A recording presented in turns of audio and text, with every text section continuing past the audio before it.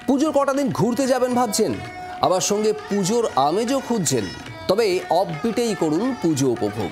পরিজনদের সঙ্গে বেরিয়ে আসতে পারেন নদিয়ার চাকদার মেঘবাড়ি ইকো রিসর্টে।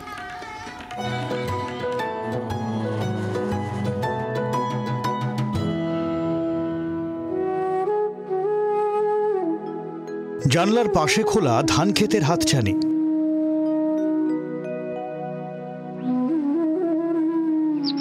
পাখির কলরব, শহরতলি ছাড়িয়ে প্রকৃতির কোলে কিছুটা গ্রাম্য পরিবেশ। এখানেই গড়ে উঠেছে মেঘবাড়ি ইকো রিসর্ট। নদিয়ার চাকদার জগদীশপুর গ্রামের এই রিসর্ট শহরের ব্যস্ত জীবন থেকে মুক্তি পাওয়ার এক অসাধারণ গন্তব্য।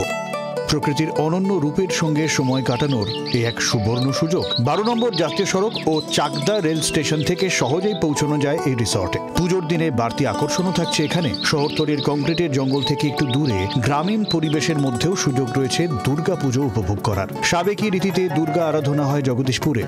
পুজোর মরশুমে বাড়তি ভিড় এই রিসর্টে। যারা গেস্ট আছে তারা কলকাতা, শহরতলি এবং শহরের বাইরেও, ইভেন স্টেটের বাইরে থেকেও তারা আসছে এবং তাদের প্রত্যেকেরই একটাই মতামত যে এখানে এসে একটু স্বস্তির নিঃশ্বাস পেলাম।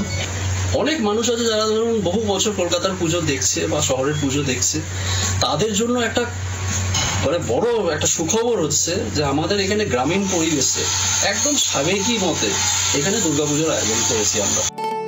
রিসর্টের প্রতিটি ঘরের নাম রাখা হয়েছে বিভিন্ন ফুলের নামে, যেমন পলাশ, মাধবীলতা, করবী। উপরি পাওনা রয়েছে গ্রামের তাজা উপকরণ দিয়ে তৈরি সুস্বাদু খাবার। এখানে রাতের খোলা আকাশ আর সকালে পাখির কলরব যেন প্রকৃতির সঙ্গে একাত্ম হয়ে থাকার অনুভূতি এনে দেয়। আমরা সবাই শহরের লোক, তো সারা সপ্তাহ অফিস করি, সেইভাবে মুক্ত প্রকৃতি, সবুজ, এই যে চারপাশে ধান ক্ষেত, এত বড় নীল আকাশ আমাদের সারা সপ্তাহ জোটে না।